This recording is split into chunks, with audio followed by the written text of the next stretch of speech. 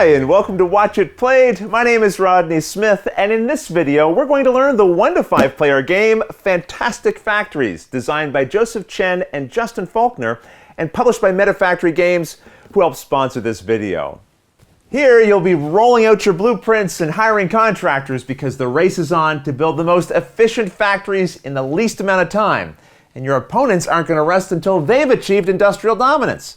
So join me at the table, and let's learn how to play. To set up, shuffle the blueprint and contractor deck into their own face-down piles, and then deal 4 of each face-up in a row like this. Then you collect these tool label tokens and randomly place 1 above each of these 4 contractors. This is where these tokens will stay for the rest of the game. Nearby, also create a supply of the metal, energy, goods tokens, and white dice. I'm using some cups I have to organize these on the table, but they're not included in the game. Each person now collects a headquarters player board and 4 dice in their chosen color, along with 1 metal and 2 energy resources. Players are also dealt 4 blueprint cards from the top of the deck to hold in their hand, which they can examine, but should keep secret from the other players. You can also take one of these player aids, which can help when you're first learning the game, and then the player who most recently used the tool is given the first player token. Or you can just pick the first player randomly. And that's the setup. In Fantastic Factories, you'll be building structures that will earn you points and provide you with special abilities. You'll also have access to contractors who can give you bonuses, and you'll be comboing all of these effects together to try to generate the most points by the time the game ends. The game is played over a series of rounds, and each round is broken into 2 phases, starting with the market phase. Here, players will take turns in order, going once clockwise around the table, starting with the first player. And on your turn, you must perform 1 of 2 possible actions. The first option is to gain a blueprint card. And to do this, you take any one of the 4 face-up in the row here and add it to your hand. Then immediately refill the space with a new card from the top of the deck. And these 2 rows here are known as the marketplace. But instead of taking a blueprint, you can choose to hire a contractor by purchasing any one of the 4 face-up options here by discarding a blueprint from your hand that shows the same tool symbol as the one above the contractor that you wish to take. That symbol is located in the blueprint's upper left-hand corner. So if I wanted this contractor, I would be able to discard this blueprint. Now, during the game, any discarded cards are put to the left of their related deck. Sometimes a contractor will have an additional cost, which is shown in its top left-hand corner. This here is the symbol for energy. So to hire this contractor, you need to discard a blueprint showing the wrench symbol, because that's the token above it, and you need to spend 2 of your energy tokens. Anytime you spend energy or metal in the game, return it to the general supply. When you hire a contractor, you immediately resolve its printed effect. This is the symbol for metal. So this means you would gain 3 metal from the general supply, and then pick an opponent to also gain a metal resource. You'll also find this explained in the text here at the bottom. Now, after resolving the contractor's effect, you immediately discard it, and then refill the empty spot with a new card drawn from the top of its deck. So those are the 2 possible actions of the market phase. Either gain a blueprint or hire a contractor. However, before you do either, you always have 1 optional action you can perform first. And you'll find a reminder of this here on your player aid. So let's go back to the table and I'll show you how this works. This says you can spend 1 metal resource or 1 energy, and then you discard and replace either the face-up row of blueprints or contractors, but not both. Each player can do this once at the start of each of their turns, which can be a way to try to get better options for yourself in the marketplace, or remove options that you think might be a little too good for your opponents. Now, once everyone has taken a turn in the marketplace, we move on to the work phase, where everyone will roll their dice and then perform their actions simultaneously. And there are 3 main actions you can take here. You can perform them in any order, repeating any as you like. So let's go back to the table and I'll walk you through how they work, starting with using your headquarters, which is known as your basic actions. Your headquarters is one of the places that you can use your dice, and your dice in the game are also known as your workers. Now, as you can see, there are 3 levels in your headquarters and 3 spaces in each level for a worker. And you can fill these in any order. And as you add a worker to your headquarters, you immediately resolve that level's effect. At the top, we have this research area, and it has an effect here that you resolve when you take this basic action. Now, anytime you see a black arrow, that means that if you pay the cost of the symbols shown to its left, you will gain the benefit of the symbols shown to its right. So this symbol here means spending a die of any value, which then lets you draw a blueprint card, which is what this symbol represents. Anytime you draw cards during the work phase, they are always taken from the top of the deck, never from the face-up options. I should also mention that if either of these decks ever run out, you reshuffle their related discard pile into a new deck. To place a worker in the generate level, these symbols mean that the die must either show 1, 2, or 3. And the reason for this X is because this means a die of a specific value. So whichever value of die you place into this level, you will then gain that number of energy tokens.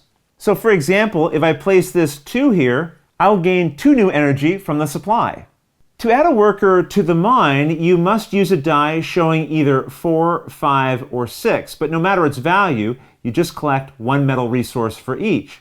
So adding these 2 dice here would gain me 2 new metal resources.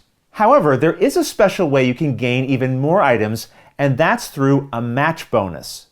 If any 2 dice within a row are the same value, you gain 1 more of that item. So if I placed a second worker here where these 2 values match, I would draw a card for the die I placed, and then I would draw a second card because these values match. Now if instead these workers had been placed here, each of them would generate 2 energy, and then I would gain a bonus energy. Or if these 2 workers were placed in the mine, I would get 1 metal for each, and then a bonus metal for the match. Now on the other hand, if all 3 dice within a level match, you gain 2 extra of the item. So collectively, this would give me 2 energy for each die, plus 2 more energy. You'll find a reminder of this bonus on the left side of your building board right here. I should also mention that the resources, goods, and white dice, which we'll discuss later, are not limited. In other words, if you ever run out of any of these, just use a suitable replacement. Now let's talk about another action you can perform on your turn, building cards. To do this, you pay the cost of one that you are holding, and then you add it to your compound, which is the area beside your headquarters. The cost of a building is shown in its top left-hand corner. The very first symbol represents one of the tool icons, and to pay this, you discard another blueprint that you are holding that also shows that symbol there. So if I wanted to build this battery factory, I could discard either of these 2 cards that I'm holding. You then also pay any metal and energy resources as required. So in this case, 2 metal and 1 energy. During this phase, you can build any number of buildings as long as you can pay for them. But you can never have more than 1 copy of the same building in your compound unless its text at the bottom says otherwise. So I couldn't have 2 copies of the battery factory, but I could have several of this beacon as its text says here. You'll also notice some dots at the bottom, and this is how many copies of this card are in the game. The third type of action you can take during the work phase is to activate cards that you've built in your compound. And buildings that can be activated will have a black arrow. And again, this means that if you pay the cost on the left, you gain the benefits on the right. For example, the battery factory shows this symbol, which represents a single good.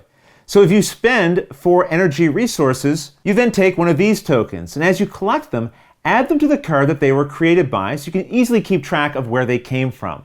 At the end of the game, each good will be worth 1 point. As you create more, you can also, at any time, exchange 2 singles in for any one of these 2 goods tokens. This here is the symbol for prestige, and many buildings will be worth a certain amount of them, as shown here, and that amount will be added to your final score at the end of the game. So whether a building produces goods or not, it may be worth a certain number of points. Sometimes a card's effect will require you to spend a die to activate it, and if so, there'll be a place to store it, like this. The benefit shown on the robot indicates that you're to roll an extra die this turn. This means you take and roll a die from the supply. White dice are temporary workers that you'll be able to use, but are then returned to the supply at the end of the round. We're not going to go through every type of building or contractor that you may encounter in the game, but if you're ever unsure of how one works, refer to the appendix of the rulebook and you'll find all of them explained in full detail.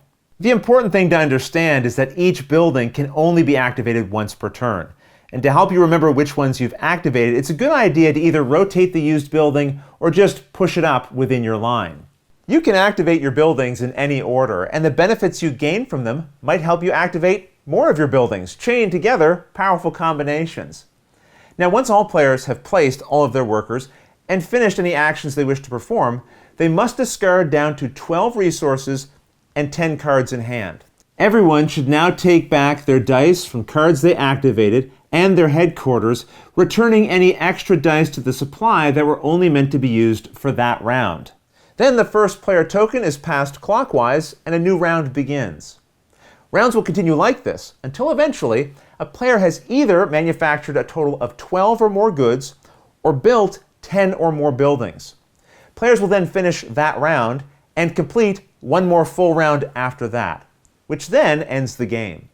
Now each person totals the goods they produced on their buildings and the prestige points they gained from their buildings, and the player with the most points wins. In the case of a tie, the tied player with the most leftover metal wins. If there's still a tie, the tied player with the most energy wins, and if there's still a tie, the tied player with the most blueprints still in hand wins. And if there's still a tie, the tied players share the victory. The game also includes rules for solo play detailed on these 2 pages, but those I'll leave for you to discover on your own. Otherwise, that's everything you need to know to play Fantastic Factories. If you have any questions about anything you saw here, feel free to put them in the comments below, and I'll gladly answer them as soon as I get a chance. You'll also find forums for discussion, pictures, other videos, and lots more over on the games page at Board Game Geek, and I'll put a link to that in the description below. And if you found this video helpful, please consider giving it a like, subscribing, and clicking that little bell icon so you get a notification anytime we post a new video. But until next time, thanks for watching.